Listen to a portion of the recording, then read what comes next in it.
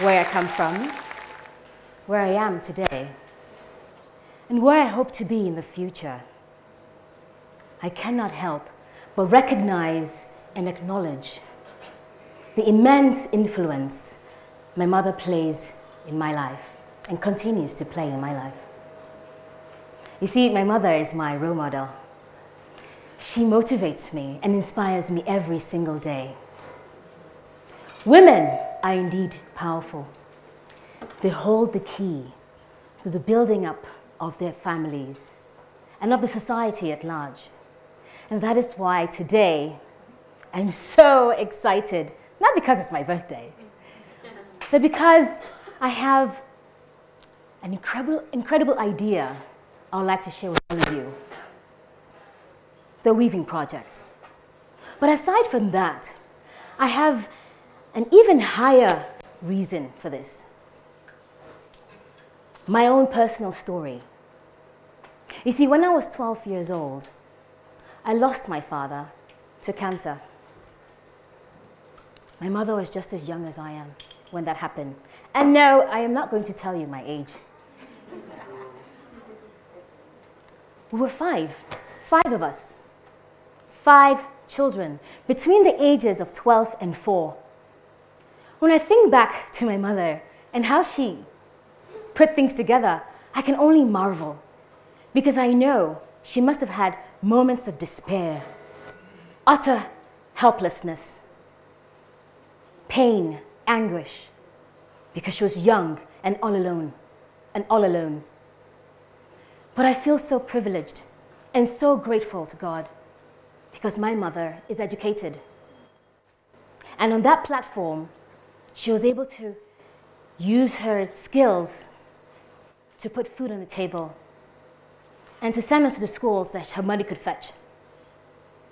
I am so lucky, because when I think back to that time and try to imagine my mother not having an education, or my mother being a housewife and not having any skills, I can only imagine and shudder with the idea of what could have happened to me and my siblings.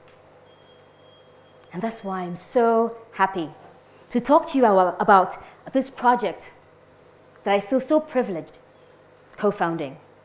This is the Weaving Project, and what we do is we help women, we inspire the hopeless and give them hope, using an innovative idea of turning rags, as you see here, into beautiful rugs, just like this one here. It's beautiful, isn't it? Can you imagine?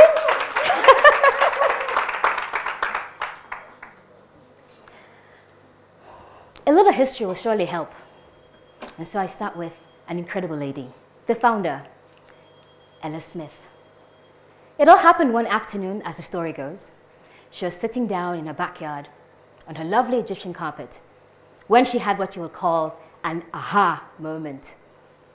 At this time, she looked at the rugs and realized that these fabrics that were used to make these rugs were made out of mere t-shirts, old t-shirts and old fabric. You see, Ella Smith is a scientist by profession, but on the side, she's an incredible seamstress. She loves to sew and loves fabric. So it was a challenge for her. She thought to herself, perhaps I could do something similar. So she asked her son, Pip, to make her a wooden frame, just like this one here. This frame. That's exactly what he did. He made her a frame, and she got some scraps of pieces of fabric in the house and began to weave. When she had finished her little rug, she realized that, wow, she could share this idea with others. And so she went right next door to the unfinished settlement right there. You see in this picture you have our uncompleted buildings. And in these buildings are families, women squatting. They don't own this space, and any moment they could be evicted. But there are still families there, just trying to get some shelter. And of course, there's poverty. The first woman she met and shared this idea was someone called Mama Biu. Look at her smiling. Isn't she so beautiful? Every time we see her, she's beaming, and she has every reason to be excited and happy. Because before meeting the weaving project, she was just a mere bean seller in the evenings, making little or no money. She was unable to put her kids through school. Mama Biu is a divorced woman with 6 children, 4 of whom are squatting with her in that uncompleted building. She was poor. And so when she learned how to weave, it was as if someone had thrown her a lifesaver. And you can guess what happened. She held on to that and hasn't looked back. And that's why she's smiling. In fact, Mama Biu has become the poster child of the Weaving Project. The great thing about the Weaving Project is that it gives women an opportunity to earn money.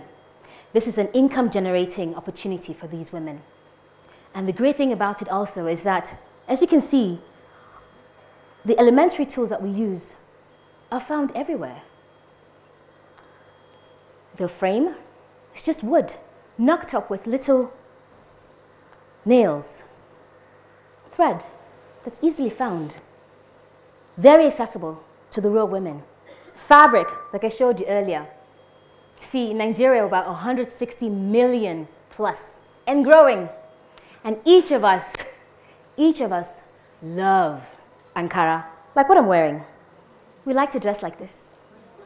But the incredible thing is that each and every one of us has a personal tailor. So you can imagine the copious amount of leftover material that comes out of each dress that's made or each outfit that's made for men. And that's our target market. We go there and we connect with the tailors and get all these scraps that they think is just rubbish, which they would normally throw away.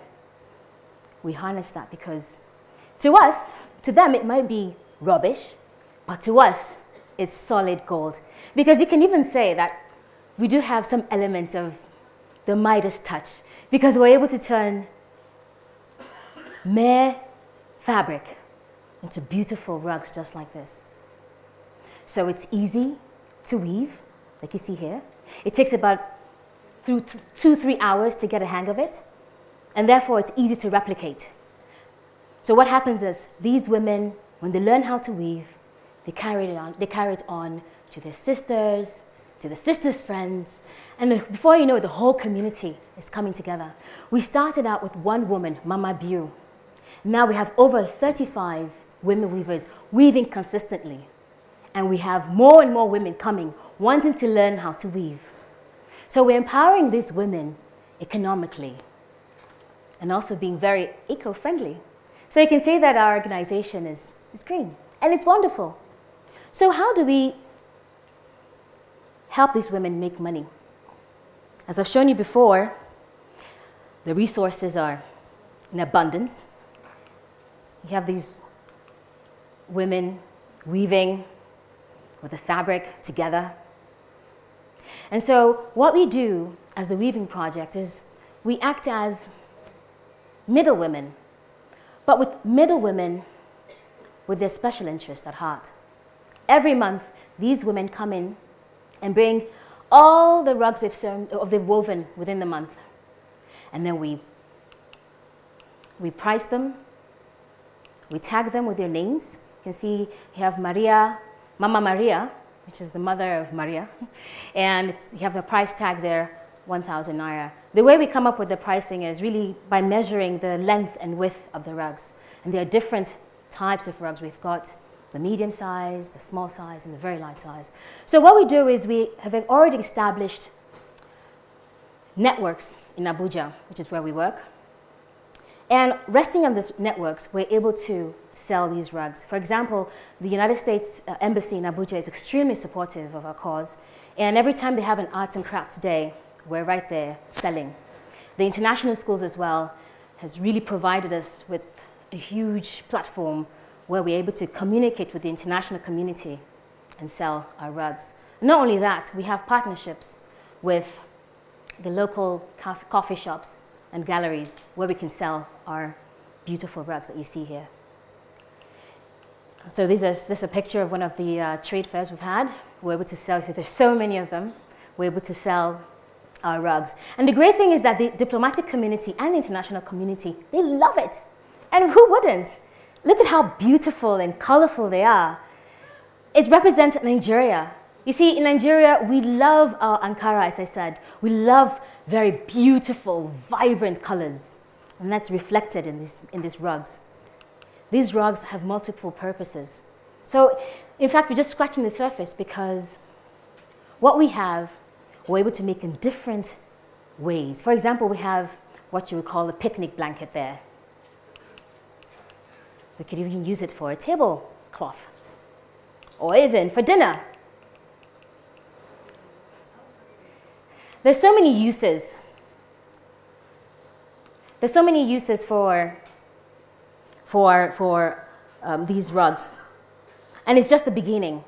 We're thinking about making pillowcases, making throw pillows, making computer cases. And because we realize and recognize the interest the international community has in these beautiful rugs, we notice and we realize the potential of even exporting these wares, maybe on the platform of a fair trade agreement with other NGOs around the world.